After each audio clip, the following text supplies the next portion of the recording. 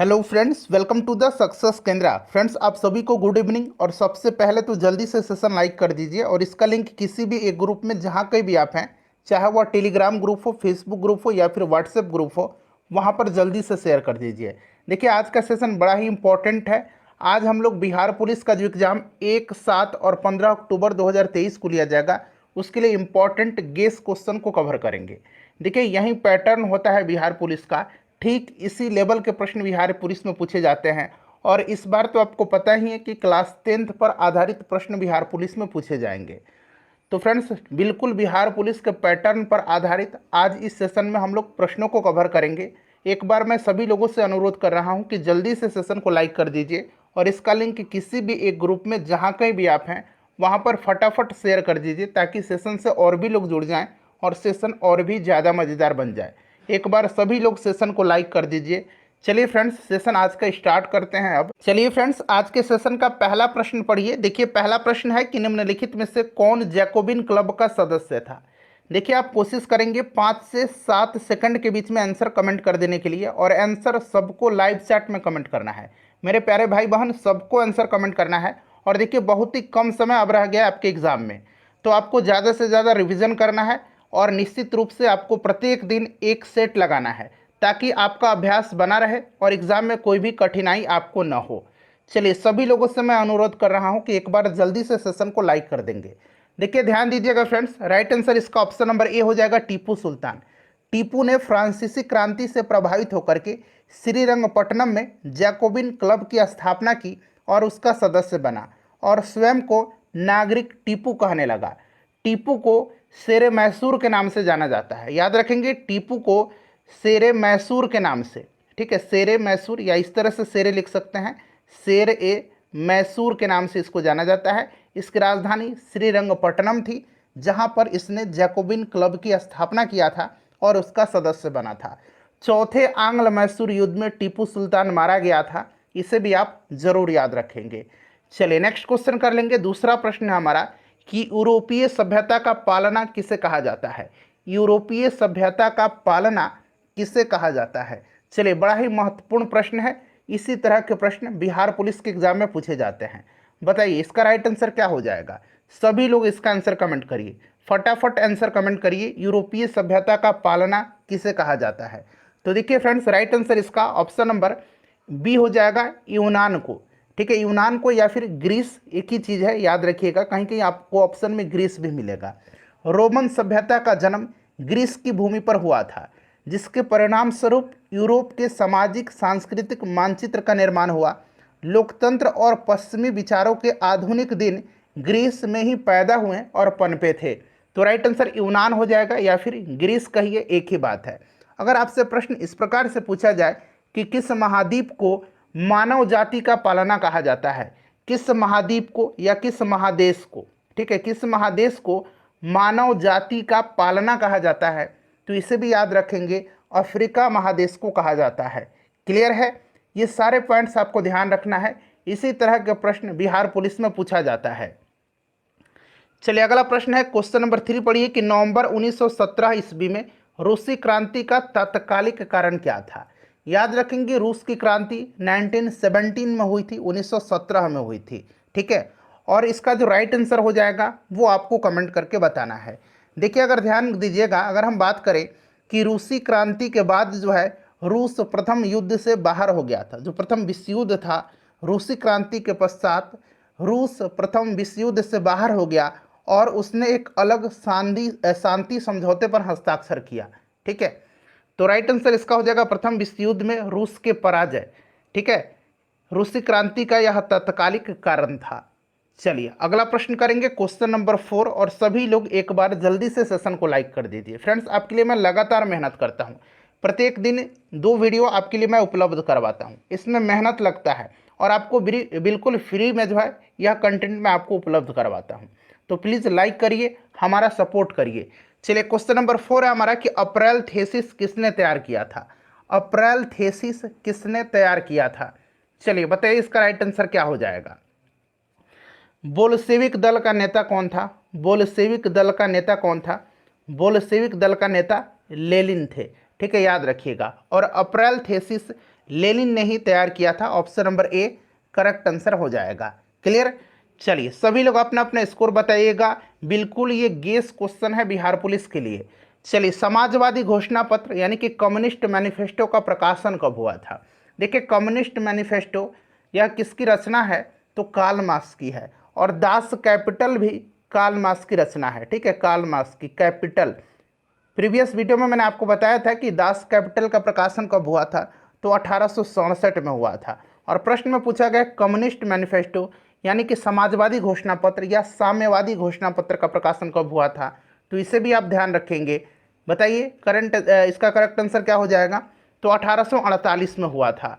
Option C बिल्कुल इसका right answer हो जाएगा। चलिए नेक्स्ट क्वेश्चन करेंगे। इसमें सारे के सारे महत्वपूर्ण प्रश्न ही हैं इस सेशन में। देखिए सविनय अवज्ञा आंदोलन कब और किस यात्रा से शुरू हुआ था, यहाँ किस बना लीजिए, किस यात्रा से शुरू हुआ था। चलिए बताइए सविनय अवज्ञा आंदोलन कब और किस यात्रा से शुरू हुआ था। जल्दी से सभी लोग आंसर कमेंट करिए। देखिए सविनय अवज्ञा आंदोलन यह शुरू हुआ था 1930 ईस्वी के डांडी मार्च से। डांडी मार्च 30 मार्च 1900, यहाँ मैं लिख देता हूँ 30 मार्च 1930 को। ठीक है, यह स्टार्ट हुआ था साबरमती आश्रम से, गांधी जी ने स्टार्ट किया था। और ये कहाँ पहुँचते हैं बताइए, डांडी पहुँचते हैं। और वहाँ पर नमक बना करके नमक कानून तोड़ा और 6 अप्रैल के दिन जो है सविनय अवज्ञा आंदोलन स्टार्ट किया। ठीक है, तो ऑप्शन नंबर इसका सी राइट आंसर हो जाएगा। चलिए नेक्स्ट क्वेश्चन करेंगे, क्वेश्चन नंबर 7 कि वर्नाक्यूलर प्रेस एक्ट कब पारित हुआ।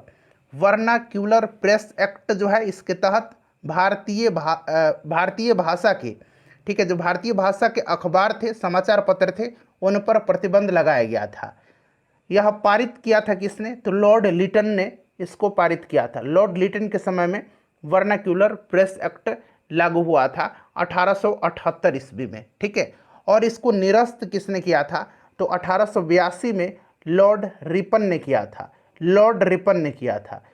लॉर्ड रिपन ने किया था। ठीक है, फ्लोरेंस नाइटिंगेल ने लॉर्ड रिपन को भारत के उद्धारक की संज्ञा दिया है।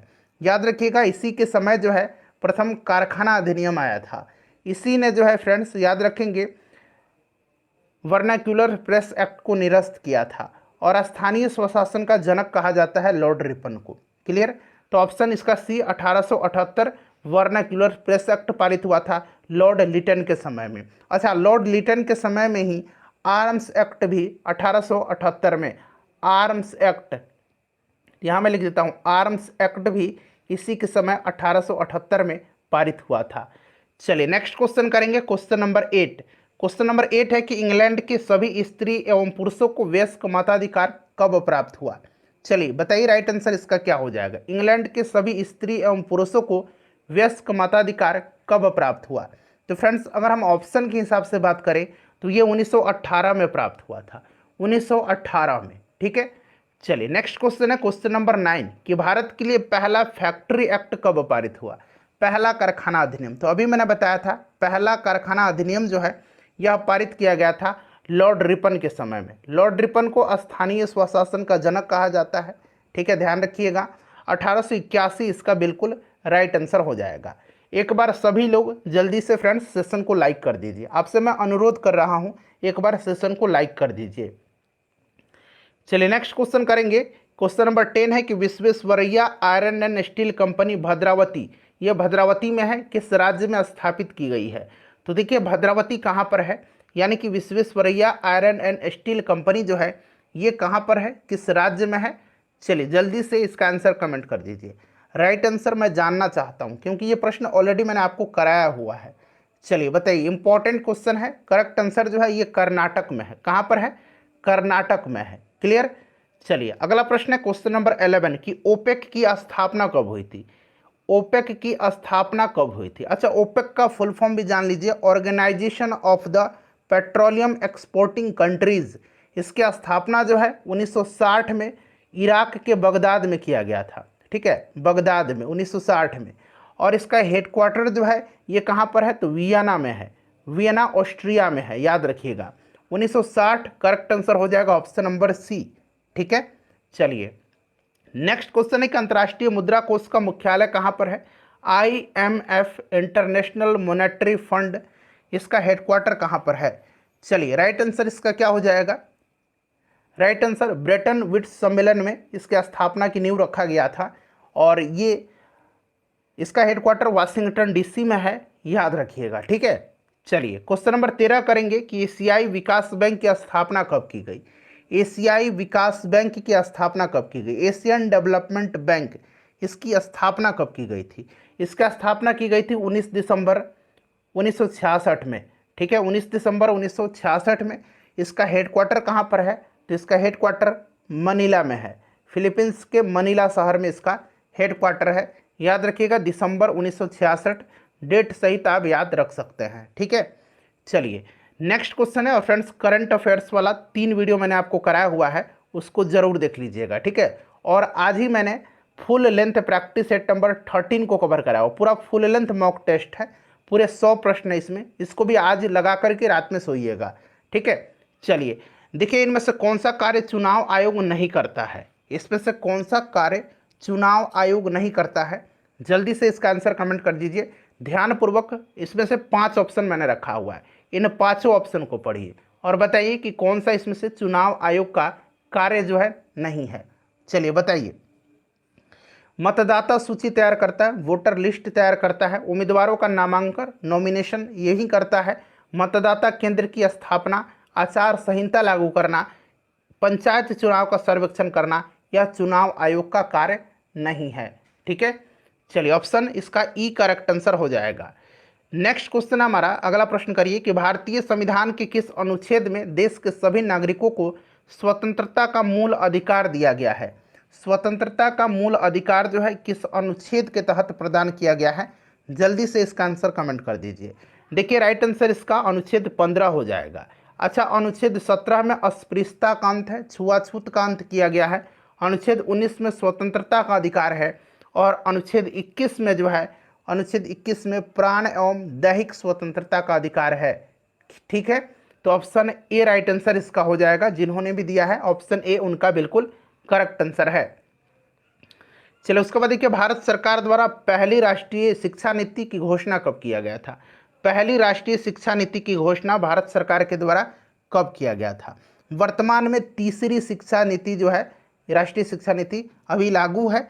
तीसरी राष्ट्रीय शिक्षा नीति को 2020 में लाया गया था, मतलब 2020 के नाम से है यह, ध्यान रखिएगा। ठीक है, पहली पूछा गया है तो 1968 में पंडित जवाहरलाल इंदिरा गांधी जी के समय में, इंदिरा गांधी जी के समय 1968 में इंदिरा गांधी प्रधानमंत्री थी।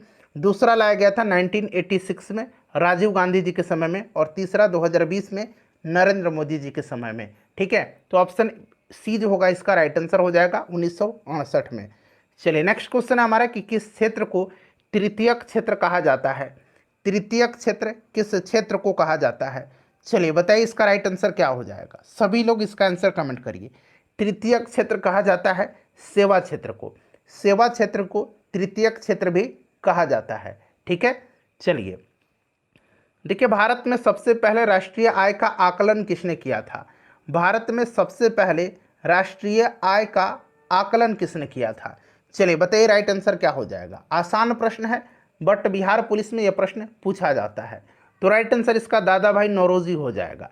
दादा भाई नौरोजी को grand old man of India के नाम से जाना जाता है और poverty and un British rule in India नामक इनकी एक प्रमुख पुस्तक है, इसे भी आप जरूर ही याद रखिएगा। ठीक है, चलिए क्वेश्चन नंबर 19 है कि प्राकृतिक संसाधनों के संरक्षण हेतु 1968 ईस्वी में कौन सा कन्वेंशन हुआ था?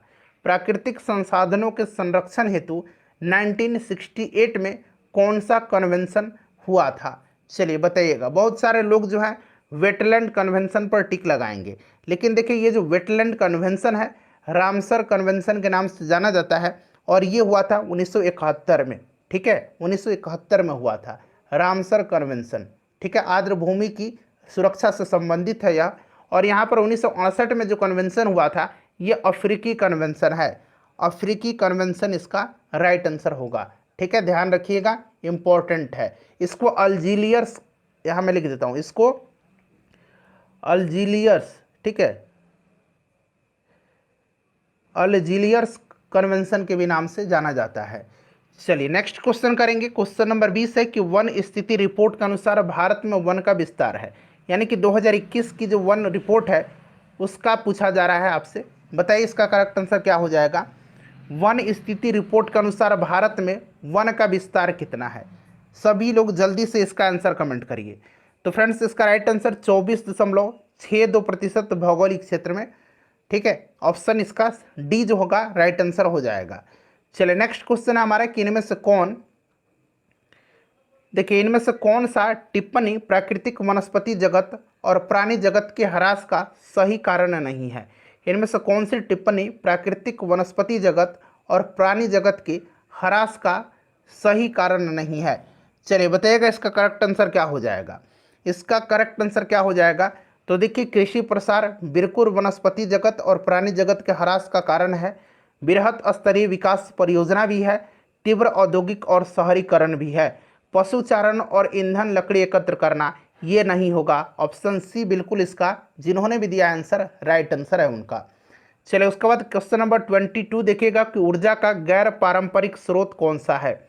ऊर्जा का गैर पारंपरिक स्रोत इसमें से कौन सा है। जल्दी से सभी लोग आंसर कमेंट कर दीजिए। ऊर्जा का गैर पारंपरिक स्रोत इसमें से कौन सा है। तो करेक्ट आंसर इसका ऑप्शन नंबर डी हो जाएगा, सौर ऊर्जा। यह गैर पारंपरिक ऊर्जा का स्रोत है, बाकी ये सारे पारंपरिक ऊर्जा के स्रोत हैं। ठीक है, नेक्स्ट क्वेश्चन है कि भद्रावती में कौन सा उद्योग स्थापित है। तो अभी हम लोगों ने कवर किया था कि Visvesvaraya iron and steel company जो है ये भद्रावती में है। भद्रावती कर्नाटक में है, तो यहाँ पर स्टील है, स्टील लौ इस्पात हो जाएगा। ठीक है, ध्यान रखिएगा option number D correct answer हो जाएगा।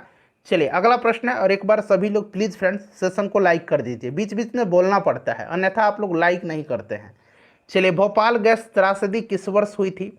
भोपाल गैस त्रासदी जो है यह किस वर्ष हुई थी। तो यूनियन कार्बाइड के कारखाने से मिथाइल आइसोसाइनाइट गैस का रिसाव हुआ था। किस गैस का, मिथाइल आइसोसाइनाइट गैस का रिसाव हुआ था। कब हुआ था, भोपाल में ये यूनियन कार्बाइड कारखाना था 1984 में हुआ था। 1984 में भोपाल गैस त्रासदी हुई थी। ठीक है, चलिए उसके बाद नेक्स्ट क्वेश्चन हमारा कि आसियान का 11वां सदस्य देश कौन सा है।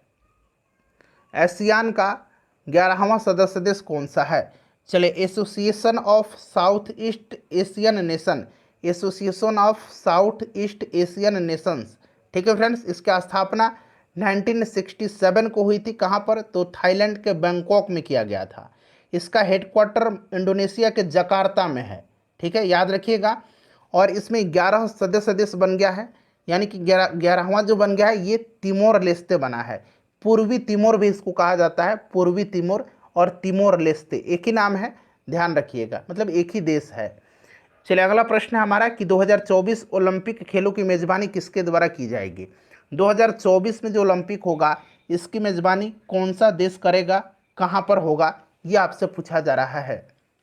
बताइए 2020 वाला टोक्यो जापान में हुआ था, 2024 वाला फ्रांस की पेरिस में होगा, और 2028 वाला जो होगा ये आपका लॉस एंजलिस में होगा। क्लियर है। चलिए क्वेश्चन नंबर 27 है कि तीनों गोलमेज सम्मेलनों में भाग लेने वाले भारतीय कौन थे। तीनों गोलमेज सम्मेलन, 3 राउंड टेबल कॉन्फ्रेंसेस हुए थे। 1930 में पहला हुआ था, 1931 में दूसरा हुआ था, और 1932 में तीसरा हुआ था। तो ये आपका दूसरा गोलमेज सम्मेलन की बात की जा रही है, सॉरी तीनों गोलमेज सम्मेलन की बात की जा रही है। दूसरा में महात्मा गांधी जी ने हिस्सा लिया था कांग्रेस के प्रतिनिधित्व के रूप में। ठीक है, और तीनों गोलमेज सम्मेलन में भाग लिया था किसने, तो भीमराव अंबेडकर और तेज बहादुर सापरो, इन दोनों ने भाग लिया था तीनों गोलमेज सम्मेलन में। तो ऑप्शन ए और बी राइट आंसर इसका हो जाएगा। ठीक है, दोनों करेक्ट आंसर हो जाएगा। चलिए हिरोशिमा के कवि कौन हैं। हिरोशिमा के कवि कौन है, तो हिरोशिमा जो कविता है इसके कवि का नाम आपसे पूछा जा रहा है, बड़ा ही इंपॉर्टेंट है। चलिए बताइएगा कौन है, हिरोशिमा के कवि कौन हैं। तो राइट आंसर हो जाएगा आपका सच्चिदानंद हीरानंद वात्स्यायन अज्ञेय, इनका पूरा नाम है, तो अज्ञेय करेक्ट आंसर हो जाएगा। क्लियर है, याद रखिएगा हिरोशिमा के कवि कौन है, तो अज्ञेय हैं। नेक्स्ट क्वेश्चन है कि तिरस्कार का संधि विच्छेद क्या है, इसमें से कौन सा सही दिया गया है। तिरस्कार का संधि विच्छेद बताइएगा, तिरस्कार का संधि विच्छेद इसमें से कौन सा होगा। तिरस्कार का संधि विच्छेद इसमें से कौन सा सही है, तो तिरह प्लस कार जो दिया गया है ये वाला ऑप्शन बी बिल्कुल ये करेक्ट आंसर है तिरस्कार का। ठीक है, तिरस्कार का संधि विच्छेद यही होगा, option number B. Next question हमारा क्वेश्चन नंबर 30 कि मनुष्य में 22 जोड़े क्रोमोसोम को क्या कहा जाता है। तो देखिए मनुष्य में जो है 23 जोड़ी क्रोमोसोम पाया जाता है, यानी कि टोटल 46 क्रोमोसोम पाया जाता है। क्लियर है, 22वें जोड़ा जो क्रोमोसोम होता है उसको क्या कहा जाता है और 23वें जोड़ा क्रोमोसोम को क्या कहा जाता है, दोनों को पहले ही मैंने आपको बताया हुआ था। तो जिन लोगों को ध्यान होगा वो लोग आसानी से इस प्रश्न को कर पाएंगे। देखिए 22वें जोड़े जो क्रोमोसोम होता है वो ऑटोसोम कहलाता है। क्या कहलाता है, वो ऑटोसोम कहलाता है। और जो 23वें जोड़ी होता है उसको एलोसोम कहा जाता है। उसको क्या कहा जाता है, उसको एलोसोम कहा जाता है। ठीक है, ध्यान रखिएगा। चलिए मेंडल ने, देखिए ध्यान दीजिएगा, देखिए मेंडल ने अपने प्रयोग के लिए मटर के पौधे के कितने जोड़े विपर्यासी लक्षणों का चयन किया था। मेंडल को जो है आनुवंशिकता का जनक कहा जाता है। मेंडल ने अपने प्रयोग के लिए मटर के पौधे के कितने जोड़े विपर्यासी लक्षणों का चयन किया था। बताइए इसका राइट आंसर क्या हो जाएगा, सभी लोग आंसर कमेंट करिएगा। तो फ्रेंड्स ये कितने लक्षणों का जो है इन्होंने चयन किया था, तो 7 लक्षण। कौन कौन से, उंगली पर काउंट कीजिएगा। तने की ऊंचाई, फूल का रंग, फूल का स्थान, फली का आकार, फली का रंग, बीज का आकार और बीज का रंग। ठीक है, याद रखिएगा। तो ये 7 इसका राइट आंसर हो जाएगा। क्लियर। चलिए उसके बाद क्वेश्चन नंबर 32 करेंगे कि मनुष्य में दुग्ध उत्पादन के लिए कौन सा हार्मोन उत्तरदायी है। मनुष्य में दुग्ध उत्पादन के लिए कौन सा हार्मोन जो है उत्तरदायी है। जल्दी से आंसर कमेंट करिए। राइट आंसर इसका क्या हो जाएगा, कौन सा दुग्ध उत्पादन के लिए हार्मोन जो है उत्तरदायी है मनुष्य में, तो ये प्रोलैक्टिन हार्मोन है। कौन सा है, प्रोलैक्टिन है, ध्यान रखिएगा। चलिए नेक्स्ट क्वेश्चन हमारा कि खुला परिसंचरण तंत्र किस में पाया जाता है। खुला परिसंचरण तंत्र जो है किस में पाया जाता है। चलिए जल्दी से आंसर कमेंट करिए, खुला परिसंचरण तंत्र किस में पाया जाता है। खुला परिसंचरण तंत्र जो है ये पाया जाता है कॉकरोच में। किस में पाया जाता है, कॉकरोच में पाया जाता है। ठीक है, ध्यान रखिएगा। चलिए नेक्स्ट क्वेश्चन हमारा कि मछलियों में उत्सर्जी पदार्थ क्या है। अच्छा, मानव में अगर पूछेगा कि मानव में उत्सर्जी पदार्थ क्या है, तो मानव में उत्सर्जी पदार्थ जो होता है ये यूरिया है मनुष्य में। ठीक है, यहाँ पर अगर पूछा जाएगा कि सर्प यानी कि सरीसृप की बात करें, पूरा सरीसृप ही मैं लिख देता हूँ आपको। सरीसृप और पक्षी में अगर पूछेगा कि उत्सर्जी पदार्थ क्या है, तो इसमें यूरिक एसिड है, यूरिक अम्ल होगा। किसमें, सरीसृप और पक्षी में। ठीक है, यूरिक एसिड होगा सरीसृप और पक्षी में। ठीक है, यूरिया होगा आपका मनुष्य में। ठीक है, और मछलियों में अमोनिया होगा। Option number D right answer होगा। चलिए नेक्स्ट क्वेश्चन है हमारा कि भारतीय विश्वविद्यालय अधिनियम किस वर्ष पास हुआ था, किस वर्ष पारित हुआ था। भारतीय विश्वविद्यालय अधिनियम किस वर्ष पारित हुआ था। चलिए बताइएगा इसका राइट आंसर क्या होगा। तो फ्रेंड्स यह 1904 में हुआ था। किसके समय में, तो लॉर्ड कर्जन के समय में। ठीक है, लॉर्ड कर्जन के समय में, जिसके समय में बंगाल का विभाजन भी हुआ था। चलिए नेक्स्ट क्वेश्चन है कि निम्न में से किसे वन्यजीव संरक्षण पुरस्कार 2023 दिया गया है। वन्यजीव संरक्षण पुरस्कार 2023 किसको प्रदान किया गया है। आंसर जल्दी से कमेंट करिए। तो ये किया गया है, करंट अफेयर्स वाला 3 वीडियो मैंने कराया हुआ है, उसको एक बार जरूर एक नज़र देख लीजिएगा। चलिए वन्यजीव संरक्षण पुरस्कार 2023 आलिया मीर को दिया गया है, जम्मू कश्मीर के आलिया मीर को दिया गया। अच्छा, वन्यजीव संरक्षण की बात आई हुई है, तो वन्यजीव संरक्षण अधिनियम कब अधिनियमित हुआ था, तो यह 1972 में वन्यजीव संरक्षण अधिनियम पारित हुआ था। इसको भी आप ध्यान रखिएगा। ठीक है, चलिए नेक्स्ट क्वेश्चन है हमारा कि घरेलू हिंसा से, देखिए घरेलू हिंसा से महिला संरक्षण अधिनियम निम्नलिखित में से किस वर्ष पारित किया गया था। घरेलू हिंसा से महिला संरक्षण अधिनियम निम्नलिखित में से किस वर्ष पारित किया गया था। जल्दी से इसका आंसर कमेंट करिए। सभी लोग फ्रेंड्स इसका आंसर कमेंट करेंगे क्योंकि यह महत्वपूर्ण प्रश्न है। चलिए बताइएगा राइट आंसर क्या होगा। गलती करके जो चीज़ें आप सीखेंगे वो लंबे समय तक आपको याद रहेंगी, इसीलिए जो भी आंसर आप जानते नहीं हैं या फिर जानते हैं उसको कमेंट करिए। ठीक है, नहीं जानते हैं अच्छी बात है, सीख लेंगे, इसमें कोई भी बुराई नहीं है। चलिए घरेलू हिंसा से महिला संरक्षण अधिनियम निम्नलिखित में से किस वर्ष पारित किया गया था, तो ये 2005 में पारित किया गया था। 2005 राइट आंसर है बिल्कुल। लैंड ऑफ थंडरबोल्ट के नाम से किस देश को जाना जाता है? लैंड ऑफ थंडरबोल्ट के नाम से, लैंड ऑफ गोल्डन पैगोडा के नाम से। देखिए लैंड ऑफ गोल्डन पैगोडा की बात करते हैं, सबसे पहले ये जानिए लैंड ऑफ थंडरबोल्ट कहा जाता है भूटान को, लैंड ऑफ गोल्डन पैगोडा महान म्यांमार को कहा जाता है, सफ़ेद हाथी की भूमि थाईलैंड को कहा जाता है, सफ़ेद हाथी की भूमि, ठीक है, land of white elephant. Clear? चलिए उसके बाद नेक्स्ट क्वेश्चन करेंगे कि बिहार में वह जिला जहां वर्ष 2001 से 2011 की अवधि में सर्वाधिक दशकीय जनसंख्या वृद्धि दर अंकित की गई, वह कौन सा जिला है? जल्दी से इसका आंसर कमेंट कर दीजिए फ्रेंड्स, सभी लोग आंसर कमेंट करिए प्लीज़। एक बार सभी लोग सेशन को लाइक भी कर दीजिए इसी के साथ। तो यह मधेपुरा है। सबसे कम अगर पूछेगा कि दशकीय जनसंख्या वृद्धि दर किस जिला की है, तो सबसे कम गोपालगंज की है। गोपालगंज में सबसे ज़्यादा लिंगानुपात है बिहार में, सबसे कम लिंगानुपात वाला जिला मुंगेर है, साथ साथ यह भी आप याद रखेंगे। चलिए क्वेश्चन नंबर 40 है कि ऑक्सीजनोमीटर का प्रयोग किया जाता है, ऑक्सीजनोमीटर का प्रयोग किया जाता है, बताइए करेक्ट आंसर क्या होगा? ऑक्सीजनोमीटर का प्रयोग किया जाता है, राइट आंसर बताइए क्या होगा? तो देखिए ऑक्सीजनोमीटर का प्रयोग जो किया जाता है, यह किया जाता है, करेक्ट आंसर बताइए, पौधे की वृद्धि दर मापने में। Option number B right answer होगा। चलिए उसके बाद नेक्स्ट क्वेश्चन हमारा कि भक्तमाल रचना किस कवि द्वारा लिखित है? भक्तमाल रचना के कवि कौन है बताइए? भक्तमाल रचना किसकी है? तो फ्रेंड्स यह नाभा दास की रचना है। किसकी है? नाभा दास की रचना है भक्तमाल, याद रखिएगा।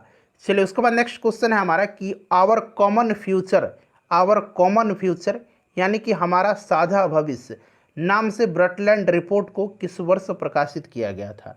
अच्छा, ब्रटलैंड रिपोर्ट को प्रकाशित किस नाम से किया गया था? तो आवर कॉमन फ्यूचर या फिर हमारा साझा भविष्य के नाम से। और ये ब्रटलैंड रिपोर्ट को किस वर्ष जो है प्रकाशित किया गया था, यह आपसे पूछा जा रहा है।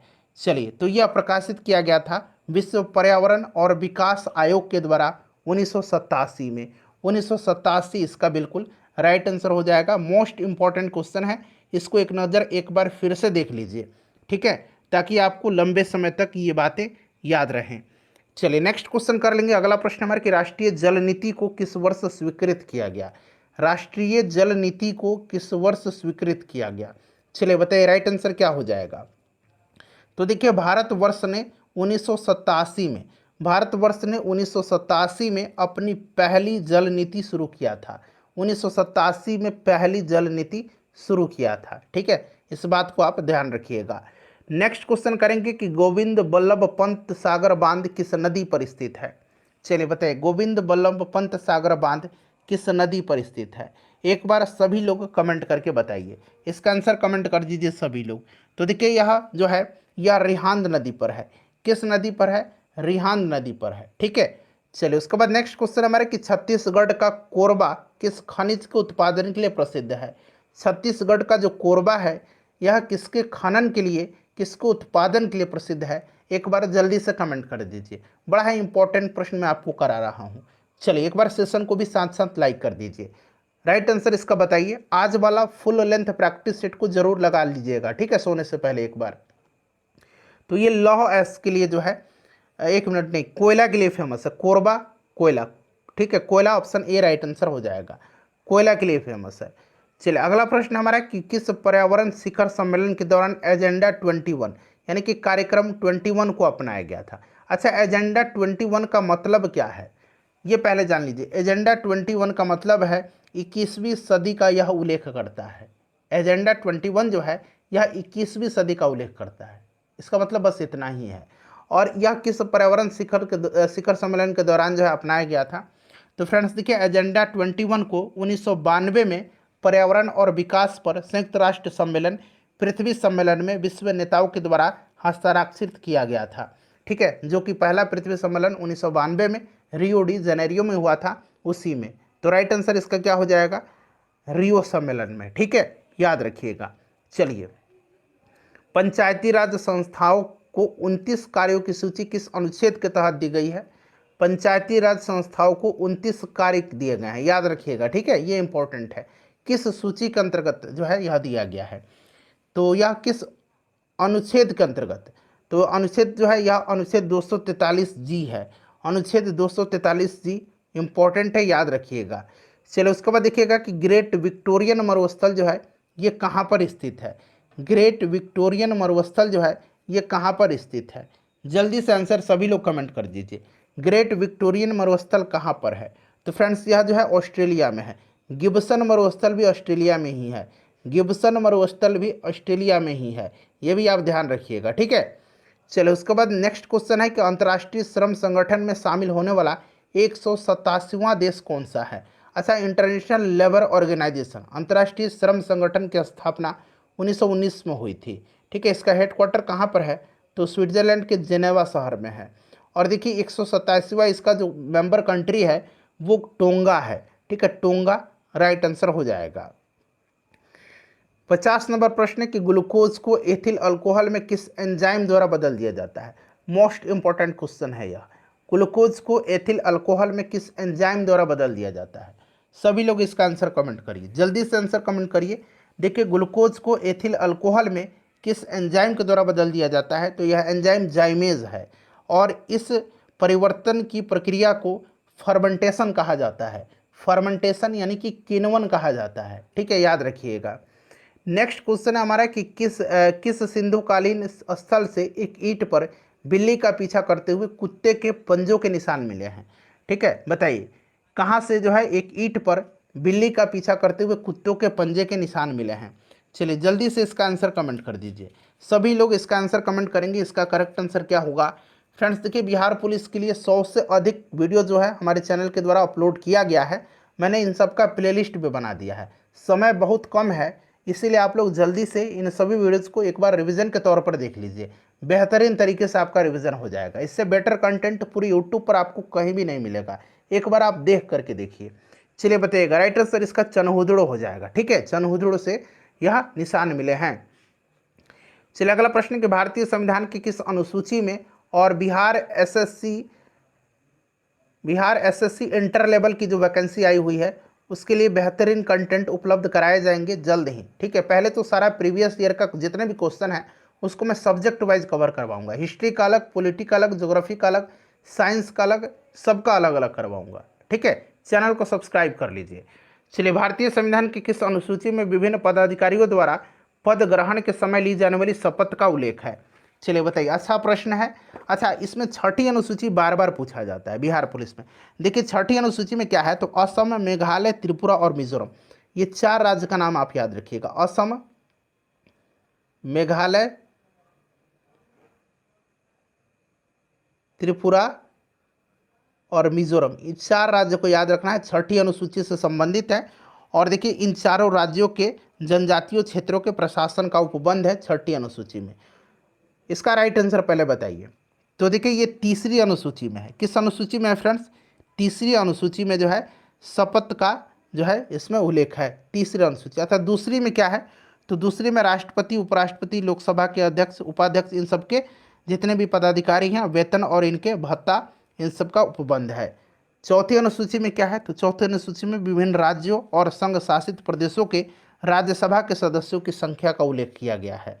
सबको ध्यान रखिएगा। चलिए निम्न में से किसको भविष्य का ईंधन कहा जाता है। भविष्य का ईंधन इसमें से किसको कहा जाता है, तो भविष्य का ईंधन कहा जाता है हाइड्रोजन को, ठीक है। हाइड्रोजन को भविष्य का ईंधन कहा जाता है, याद रखिएगा। चलिए नेक्स्ट क्वेश्चन कर लेंगे कि मानव शरीर की सबसे बड़ी ग्रंथि कौन सी है। मानव शरीर की सबसे बड़ी ग्रंथि कौन सी है, तो सबसे बड़ी ग्रंथि जो है इसमें से लीवर है। यकृत मानव शरीर की सबसे बड़ी ग्रंथि है, ठीक है। चलिए उसके बाद नेक्स्ट क्वेश्चन है हमारा कि निम्न में से किसे कोशिका की प्रोटीन की फैक्ट्री कहा जाता है। कोशिका की प्रोटीन की फैक्ट्री किसको कहा जाता है, तो कोशिका की प्रोटीन की फैक्ट्री राइबोसोम को कहा जाता है। लाइसोसोम को कोशिका की आत्महत्या की थैली कहा जाता है। माइटोकॉन्ड्रिया को कोशिका का पावर हाउस कहा जाता है, ठीक है। चलिए अगला प्रश्न हमारा कि परावैंगनिक किरणें की खोज किसने किया था।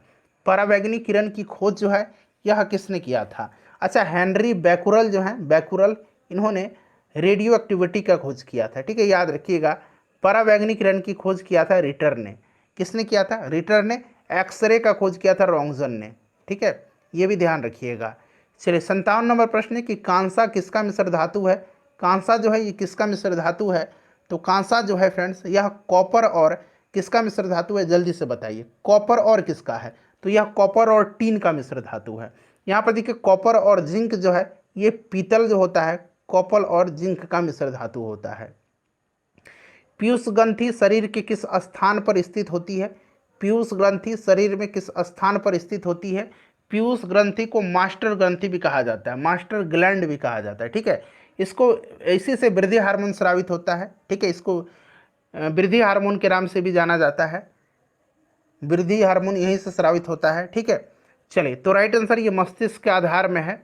नेक्स्ट क्वेश्चन हमारे कि स्पिनिंग म्यूल का आविष्कार किसने किया था? बड़ा इंपॉर्टेंट है।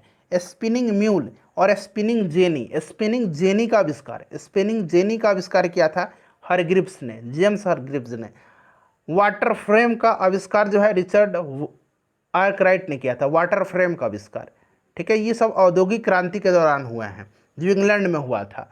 अच्छा, यहाँ पर पूछा गया स्पिनिंग म्यूल का, तो सैमुअल क्रॉम्पटन ने किया था, सैमुअल क्रॉम्पटन ने। तो यहाँ पर देखिए क्रॉम्पटन दिया गया है, option number C. Humphry Davy ने सेफ्टी लैंप का आविष्कार किया था, सेफ्टी लैंप का। चलिए, क्वेश्चन नंबर 60 है कि काल तुझसे होड़ है मेरी कविता। यहाँ पर है काल तुझसे होड़ है मेरी, इस तरह से काल तुझसे होड़ है मेरी, ये पूरा इस तरह से है। इस कविता के लेखक कौन है? चलिए, इन 60 प्रश्नों में से अपना स्कोर बता दीजिए। 60 ही प्रश्न हम लोग कवर कर रहे हैं। सेशन को फटाफट लाइक कर दीजिए और फ्रेंड्स इसको कम से कम एक ग्रुप में शेयर कर दीजिए, ठीक है। राइट आंसर इसका हो जाएगा Shamsher Bahadur Singh, option number B correct answer हो जाएगा।